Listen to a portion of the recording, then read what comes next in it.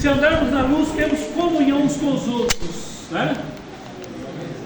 Quando um casal anda na luz, existe abertura emocional, existe liberdade para falar, existe cura, existe intimidade. O maior inimigo do casamento não é o conflito, é esconder o coração. Preste atenção nisso. Trevas são como mofo, luz é como sol. Se você expõe ao sol, limpa. Se você esconde, cresce o problema. Quem que é o sol da justiça? É Cristo. Verdade. Mantenha o seu casamento na verdade. Finalmente, mais aqui, deixa eu outra palestra aqui que eu quero trabalhar. Consequências da mentira.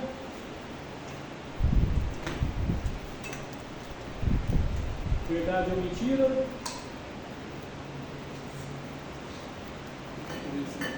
Ok, rapidinho aqui, tá? Esse eu já falei, né? Não. Todo casamento é construído sobre verdade ou sobre a mentira? Ok, vamos lá. Todo casamento é construído sobre verdade ou mentira? Eu queria que você se perguntasse no seu coração: o seu casamento é baseado na verdade? Ou tem mentira aí dentro? Mentira é pecado, tem que ser confessado. Se tem mentira, tem que ser confessado. Diariamente, irmão, nós precisamos escolher a verdade. E sabe qual é o problema, gente? Às vezes a mentira cabe certinho. Às vezes a gente é tentado, a mentira é uma tentação que vocês não têm ideia. Porque a verdade, ela provoca um fogo. A casa cai. Por exemplo, por que boa parte dos homens que tem problema com pornografia não conta para a esposa? Porque vai virar uma loucura o casamento. Então ele esconde. Esconder é mais fácil do que tratar. Nenhum relacionamento conjugal permanece neutro. Deixa eu fazer em termos de apresentação aqui. Desculpa, eu esqueci. Pastor, para normatizar a mentira, criaram até um termo agora, né? Fala que é mentira branca, né? Mentira branca, essa é boa, né? Porque como se fosse algo que não fosse tão ruim assim, né? Exatamente. Ou omitir. Omitir, né? Omitir parte da verdade, né? Não omitiu, eu só omiti. Verdade. Você combinou com a sua esposa e você esqueceu. Né? Esqueceu. Fala a verdade, eu esqueci. Nossa, ela vai ficar brava, mas é melhor.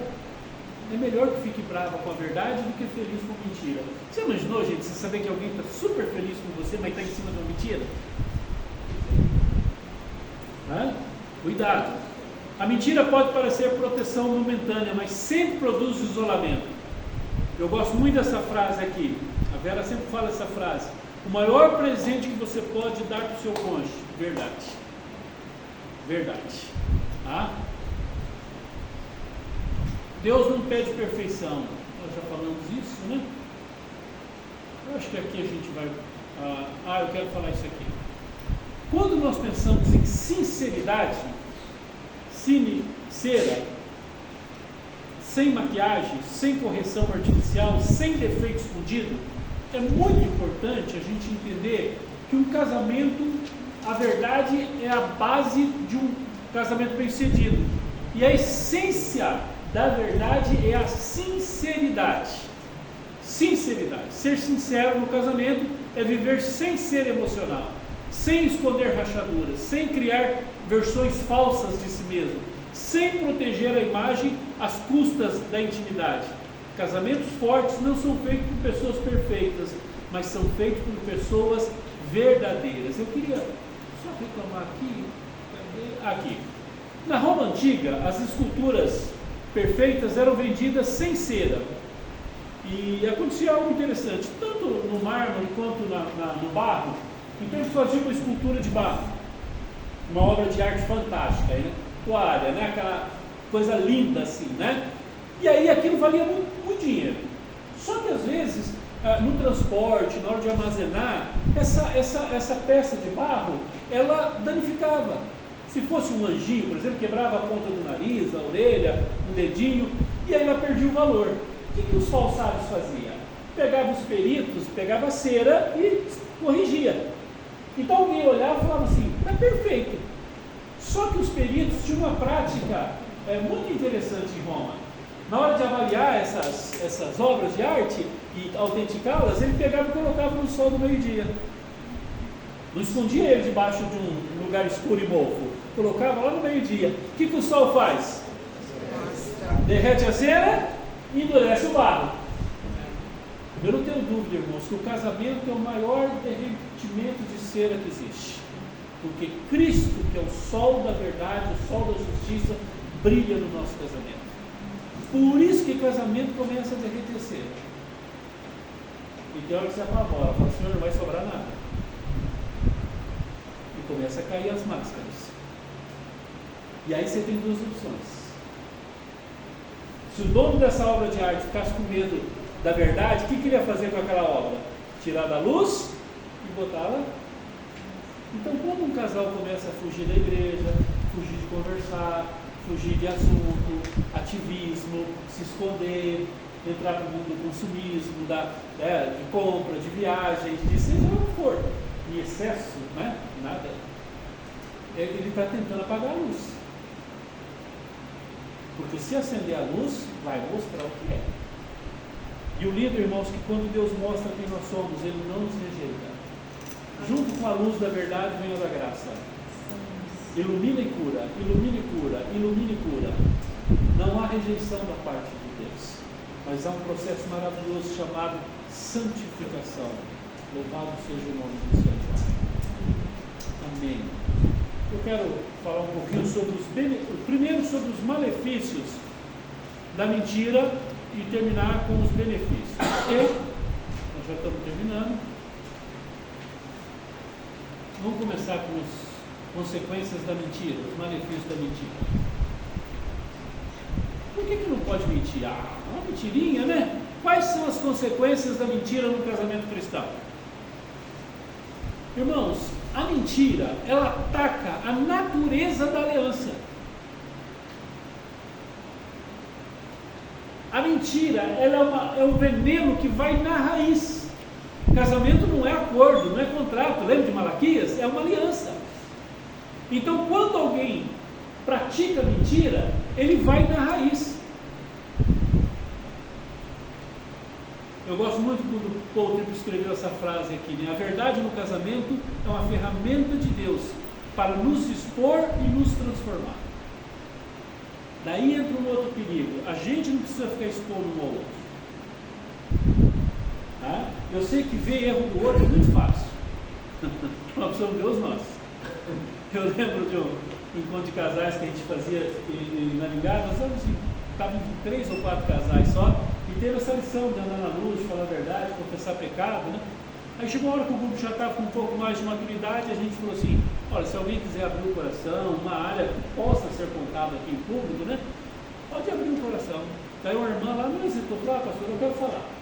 Porque é o seguinte, no meu casamento nós temos um problema sério, porque meu marido começou a falar do marido. Eu falei, irmã, é muito bom a gente confessar pecado, mas da gente vir dos outros, não. De preferência os nossos. Porque nós temos muita facilidade para ver o erro do outro. Nós vamos ler sobre confissão na semana que vem. Quando a mentira entra no relacionamento, ela bloqueia exatamente esse processo de transformação. Pá! Porque impede a luz. Se apagou a luz, gente, as trevas tomam conta. A cura para. O sol cura. Mentira destrói a confiança. A confiança é o solo onde a intimidade cresce.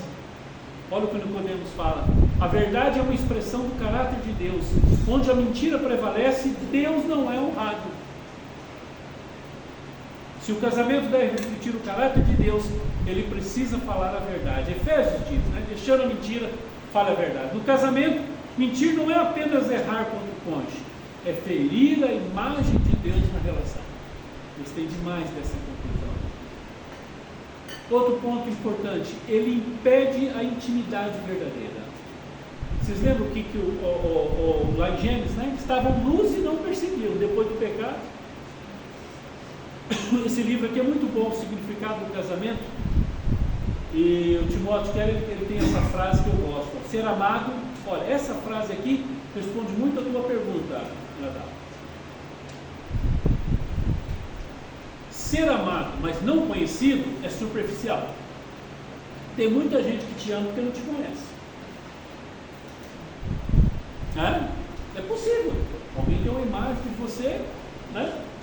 Somente a gente que é pastor, tem gente que, pessoas que pensam que a gente é santo, né? A gente é perfeito, né? A gente é santificado, né? Ser conhecido e não amado é o nosso maior medo. Você pensou você saber quem eu sou e se você não me ama? Eu estou na água, né? Mas ser plenamente conhecido e verdadeiramente amado é o que mais se aproxima do amor de Deus. E é isso que eu desejo para o teu casamento. Você ame profundamente, você conheça plenamente a sua esposa, mas ame ela de todo o teu coração, né? Os dois, no caso. A mentira impede que o cônjuge seja realmente conhecido. Você vai escondendo, né? Você vai escondendo. E sem conhecimento verdadeiro não há amor profundo, apenas convivência. Tem casais que convivem, tem papéis, mas não se amam e não se conhecem. A mentira produz distanciamento. Não existe santidade onde a verdade não é praticada. Quando o casal cristão normaliza a mentira, como foi dito, a oração se torna formal, o culto vira aparência, a consciência se cauteriza. A mentira formal forma cultura familiar doente. E queria prestar atenção, que vocês prestassem atenção, gente. Se o casamento deve refletir Cristo, e Cristo é a verdade, então onde a mentira distorce o testemunho? Filhos criados em ambiente de duplicidade aprende se esconder, manipular e viver de aparência. E às vezes os casais dizem assim: não sei que meus filhos são assim. Chega no pé de polcã, arranca uma polcã e começa a chupar a polcã, ela está azeda, está horrível. Você olha para a cara do pé e fala: que fruta é, meu filho? Eu não sei, cada onde que veio isso aí. Está assim, eu sou um pé tão bom, papai. Aqui é doçura pura. Isso não quer dizer que você não possa ter filhos que tenham problema. Ninguém está isento. Você cria teu filho, eu estou falando de questão de pessoas que você cria manipulado a partir de uma mentira que ele convive. Vou dar um exemplo simples. Alguém liga e fala assim: pai, agora não quer celular, lembra do seu telefone? Pai, fulano quer falar com você. Fala que eu não estou. Você já imaginou, né? Na cabeça do filho, o herói dele, né? Aquele que ele admira tanto da filha, né? Fala que eu não estou. Oi. Um exemplo também muito característico do... Fica em pé e fala aqui, Luca, todo mundo. Um exemplo muito importante também do meio cristão. Mais na frente, aqui, para ver lá. É a questão da criação de filhos, que muitas vezes os pais falam assim: vai com a sua mãe para a escola dominical, mas ele não vai. Não é importante para ele, né? É só importante para a mãe e para os filhos. O que não é importante para você, como é que vai ser importante para o teu filho? Quando um casal cristão pratica mentira, nós já falamos isso aqui, né? Deixa eu passar rapidamente agora os benefícios, senão a gente fica falando só do que é ruim, né? Vamos falar dos benefícios aqui. E aí a gente já vai estar terminando, tá, irmãos? Ok. Quais são os benefícios de falar a verdade? Verdade honra o caráter de Deus. A sua família é uma família que, baseada na verdade, Deus é glorificado dentro da sua casa. Deus é luz, Cristo é a verdade. Então, se há verdade, quando o marido e a esposa vivem na verdade, o casamento passa a refletir quem é Deus. Vocês estão entendendo como isso é importante? Se você é honesto, você fala a verdade para os teus filhos, você reconhece os teus erros, quando você erra com eles, pede perdão para os filhos. Eu lembro, gente, de uma cena terrível. Um rapaz desviado, um menino muito inteligente, um jornalista altamente capacitado, e conversando com ele, ele tinha horror de igreja, e conversando, ele disse: olha, meu pai era presbítero de uma igreja presbiteriana. Meu pai era um homem violento, agressivo. Meu pai batia na minha mãe. Eu via ele. Meu pai não gostava do feijão que a minha mãe fez, ele pegava a panela de feijão e jogava o feijão na cabeça da minha mãe assim, ó. Domingo, depois da escola dominical, depois dele ter dado ceia, pregado lá. Meu pai era um homem que nunca estava errado. Eu nunca vi meu pai falar que estava errado nem pedir perdão. Então a igreja, para mim, é o pior negócio que existe nesse mundo. E isso me levou a entender, irmãos, que os nossos filhos não querem perfeição de nós, mas verdade. Verdade. Seja verdadeiro, seja honesto. Tá? A verdade, ela honra o caráter de Deus. A verdade não é apenas um princípio moral, ela é reflexo do próprio caráter de Deus. O lar se torna coerente com a fé professa. A verdade constrói confiança. Gente, quando você fala a verdade um para o outro, você tem confiança. O contrário também é verdade. Sabe o que é gostoso, né? Você está numa roda assim, você chega e fala assim: rapaz, sabe o que aconteceu em tal lugar? Aconteceu isso. Você está brincando, é verdade? É. Quem falou? Fulano que falou, uma pessoa verdadeira. Não, se ele falou então, estou tranquilo. Mas o contrário, né? Tem um negócio aqui, quem falou? Rapaz, pode dar 99% de desconto aí. Né? A possibilidade de ser mentira. Você entende quando o casal começa a viver a verdade um com o outro? Mesmo nos gostos, gente. Falar o que gosta, falar o que sente. Né? No outro curso nós vamos ter um capítulo só sobre comunicação. Você ter coragem de abrir o seu coração, falar realmente o que você gosta, o que você não gosta. Porque às vezes a gente quer agradar, mas não pergunta se a pessoa gosta, e o outro com vergonha não fala. Eu já contei, a maioria já ouviu essa história verídica, mas quem já ouviu vai ter que ter paciência, porque tem gente que não ouviu. Pastor conhecido meu, ele é daquele tipo de bonzinho, tudo ele concorda, tudo ele aceita, tudo é bom para ele não discorda de nada. Um dia ele foi fazer um culto na zona rural, chegou na casa da família, que ele ia ficar hospedado. Quando ele entrou na mesa, tinha uma tigela cheia de giló. Aí ele olhou e falou: rapaz, gilózinho, que coisa boa, né? Pô, pastor, o senhor gosta de giló? Quem não gosta? Giló e tal. Aí a irmã fez uma panelada de giló na janta, falou: pastor, vou servir o senhor. Pá, giló. E colocou para ele, ele começou: tá bom, pastor? Tá bom. Aí ele olhou que ninguém comia e falou assim: não sei, não vão comer não? Ele falou: não, pastor, aqui ninguém gosta de giló.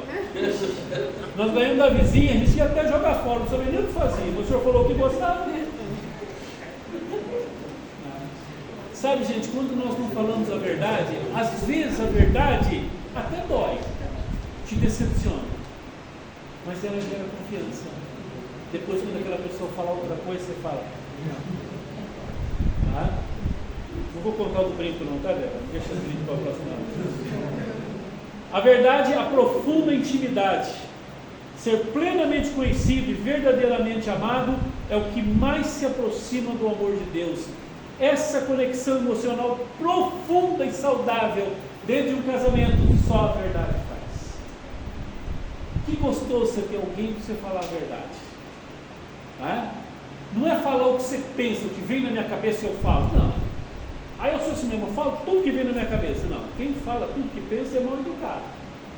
Tem hora que você não pode falar, você tem a hora certa, tem um jeito certo. Né? A verdade também, gente, ela protege a unidade. A mentira divide, a verdade une. Pode prestar atenção nisso. Amor sem verdade é superficialidade, mas verdade mais amor é maturidade. Se gravar isso aqui, já valeu a aula de hoje. Amor sem verdade é superficial, é falsidade. Mas verdade em amor é maturidade. Ok, vamos terminando já. Verdade gera ambiente seguro para os filhos. Filhos florescem onde há coerência. Um lar marcado pela verdade ensina responsabilidade, confissão, perdão. Qual o benefício? Formação de caráter sólido para a próxima geração. Síntese. A verdade no casamento cristão produz confiança, intimidade profunda, segurança emocional, unidade espiritual, formação saudável dos filhos e testemunho do Evangelho. Alguma pergunta?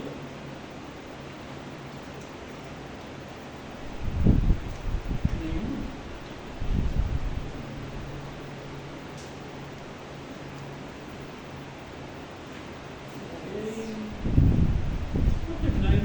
Pensei que não ia dar tempo de fazer essa aqui, mas a gente vai fazer só alguns inimigos da verdade, 5 inimigos da sinceridade no casamento, ok?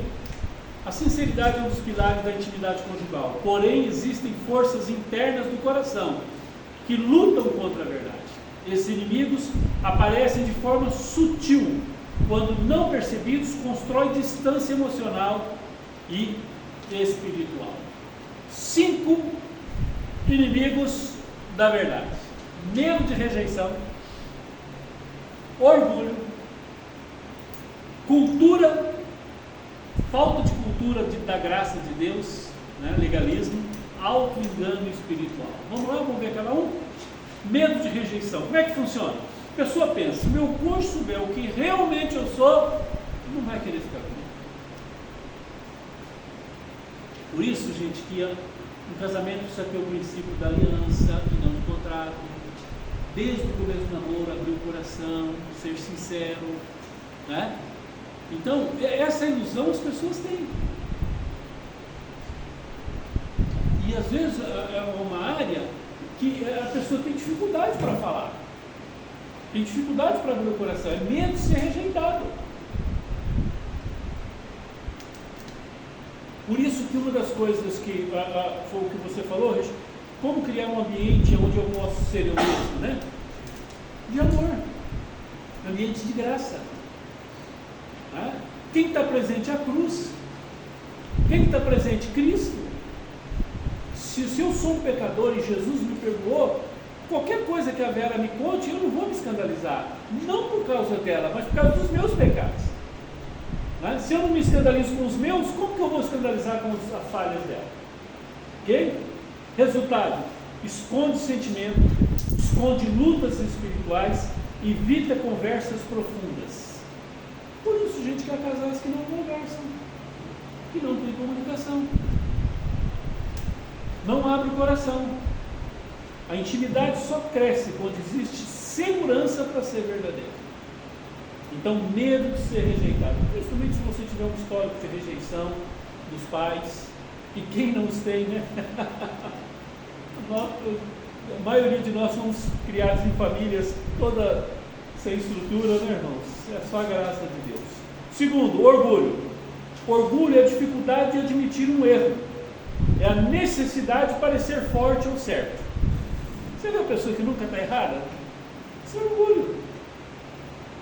O pecado, ele suscita em nós o que nós temos de pior. Você acaba de errar, você fala: mas não errei, não estou errado. Mas está todo mundo vendo que você está errado, você fala: mas não errei.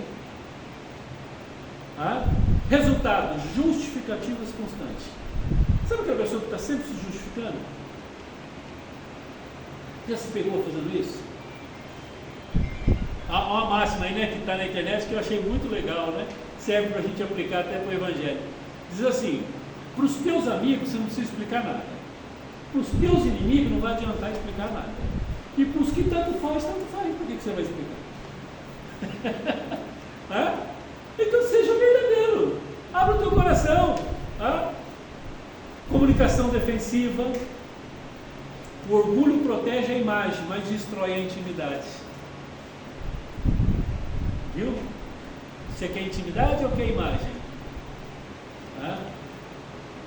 Nós queremos ter intimidade com Deus. Cultura da aparência, né? O casal tenta parecer bem para a igreja, para os amigos, para a família e para as redes sociais. Ninguém tem uma família tudo certinha, assim, perfeitinha. Esquece isso, gente. Todo mundo tem luta. Vida dupla, problemas nunca tratados, Por quê? É a cultura da aparência. Qual a verdade pastoral? Casamentos saudáveis não são os que parecem perfeitos, mas são os que tratam de pecado. Tá? Sabe, gente, como é que funciona essa questão de quando um conta a sua fraqueza, o outro tem liberdade de contar? Você lembra quando você era estudante do primário, ia ter prova, você chegava apavorado, mas você chegava a olhar para o coleguinha do lado e falava, rapaz, não estudei nada. Ele falou, também não. Ele falou, graças a Deus. Aquilo gerava um conforto, né? No fim era mentira, ele ia tirar 10 e ia se ferrar, tirar 0. Né? Porque aquela ideia que a gente tem que, se alguém se identifica com a gente, né? No casamento a gente tem que ter essa humanidade. Daí a importância de nós sermos esse humano, né? Ok? Falta de cultura da graça, legalismo, casal legalista, religiosidade legalista. Ainda mais se você foi criado numa igreja mais rígida, mais legalista, tá? Pessoas não têm liberdade, não podem fazer nada. Sabe aquela cultura assim de santarrão, aquela imagem de ser perfeito, todos naquele verbo mais que perfeito, né? Quando disso existe julgamento excessivo, crítica constante, falta de perdão.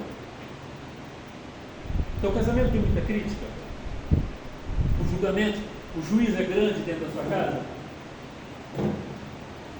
Você vai ver João falar assim, eu escrevo essas coisas para não pecar, e se pecar, nós temos um advogado do Pai, Jesus, que intercede por nós. Irmãos, não precisamos conhecer a graça de Deus, nós precisamos entender o que é a graça de Deus, tá? O que é esse Deus maravilhoso.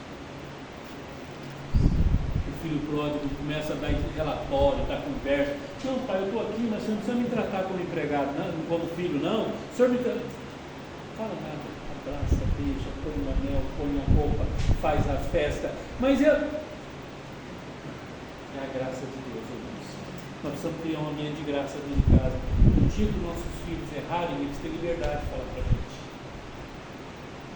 Se a sua esposa errar o teu marido, por que você joelha? Ela tem liberdade de conversar? Vocês têm um ambiente de graça dentro de casa? Ou é legalista? Tem 2 juízes lá de capa preta, um querendo pegar o outro. Fala o seu que eu falo o meu. Não, você não vai falar o seu, eu não falo o meu também. Mas você não fala que você é santo assim? Esse ambiente, gente, o nosso coração é muito propício para isso. Vou contar rapidamente uma ilustração, uma experiência que eu tive. Teve uma época do nosso casamento que nós começamos a competir um com o outro. A gente era novo no casamento. Então queria ganhar, um dos dois queria ganhar, aquela coisa, né? Quase todo casal passa por isso. É uma fase que compete, uma fase que. Eu sou uma pessoa desorganizada, já falei isso para vocês, e a Vera é uma pessoa mais organizada. E ela ficava me cobrando, eu ficava doido para ela. Essa toalha aqui, esse negócio aqui, olha a bagunça que está isso aqui, isso tal. E um dia nós morávamos numa casa em Londrina e eu vi um biscoito jogado numa mesa assim no chão. E eu fui lá e falei aqui, ela fala tanto que ela é certinha aqui, esse biscoito. Eu só quero ver se amanhã vai estar aqui esse biscoito. No outro dia eu fui correndo para ver se estava. Até com medo dela ter limpado, porque aí quebraram o esquema, né? Olhei e estava ali. E agora eu quero ver. Vou esperar até amanhã. No terceiro dia eu chamei ela. Juizão, capa preta. Vem cá, olha aqui, você fala tanto isso aqui, ó. Isso aqui faz 3 dias que está aqui. Ela falou, faz 3 dias que você viu isso aí? Eu falei, faz. Por que você não pegou? Aí ela falou assim, você está amargurado comigo, você está ressentido. Nós precisamos conversar. E Deus nos deu a graça de abrir o coração, de conversar, de chorar junto. Quantas vezes Deus me levou a essa experiência de quebrantamento, de pôr diante de Deus, de desabafar a nossa dor. Nós precisamos criar esse ambiente de graça dentro de casa, gente. Nós precisamos criar um ambiente de liberdade. Tem casais que nem brincam, gente. Lembro de um casal que fizeram de uma igreja renovada. O marido exigia que a mulher dele chamasse ele de meu pastor. Imagina. imagina, na hora da relação sexual com o meu pastor. Aonde que tem ambiente de graça nisso, gente? Aonde que tem um ambiente de gostoso? Quinto e último lugar, o auto-engano espiritual. A pessoa começa a acreditar nas próprias justificativas. Não é pecado, todo mundo faz, não é tão grave assim. Resultado, consciência enfraquecida, pouca confissão, distanciamento espiritual. O pecado mais perigoso é o pecado que não parece pecado. Finalmente, irmãos, leiam com mente divertida. A lição de hoje é muito simples. Verdade ou mentira? Sincero ou falso? Luz ou trevas? Eu quero que você vá para casa, pegue esse questionário, converse junto com vocês dois, faça a interpretação. Antes de dormir, vocês conversem. Vocês já têm praticado a verdade, vocês já vivem nesse caminho, autentica isso, renove esses votos. Meu amor, eu quero ser uma pessoa verdadeira com você. Até onde eu me conheço, eu quero que você me conheça. Até onde Deus mostrar que eu estou errado, eu quero ser honesto com você. Eu quero ter você como minha confidente, meu confidente. Eu quero desenvolver essa intimidade com você. Eu quero poder falar das minhas fraquezas. Lembra da máxima? Para inimigo a gente conta vantagem, para amigo a gente conta fraqueza. Amém? Vamos orar. E agora, por favor, faça uma oração por nós aí.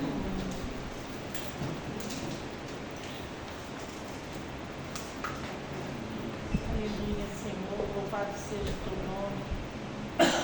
Obrigada, Senhor, por todas essas verdades que ouvimos aqui agora à noite. A tua palavra, ela traz, ela ilumina o nosso coração, mas ela também cura, Senhor. Que possamos ser curados, Senhor, mediante a tanta luz, tantos princípios verdadeiros que funcionam, Senhor. Senhor, possa trabalhar cada casamento aqui. Que ninguém deixe essa verdade de lado, mas que todos nós possamos crescer em Ti, Senhor. Possamos alcançar, Senhor, essa qualidade de filho de Deus, santificado pelo Senhor no nosso casamento. Aleluia. Pai, isso faz uma diferença tão grande no mundo que vivemos, Senhor. Tem misericórdia de cada casal. Sustenta com as Tuas mãos poderosas, Senhor. Nos ensine a fazer as nossas escolhas, Senhor, de forma que possamos ser responsabilizados pela Tua palavra, Senhor. Oh, Pai, nós Te louvamos e Te agradecemos por mais essa oportunidade, em nome de Jesus. Amém.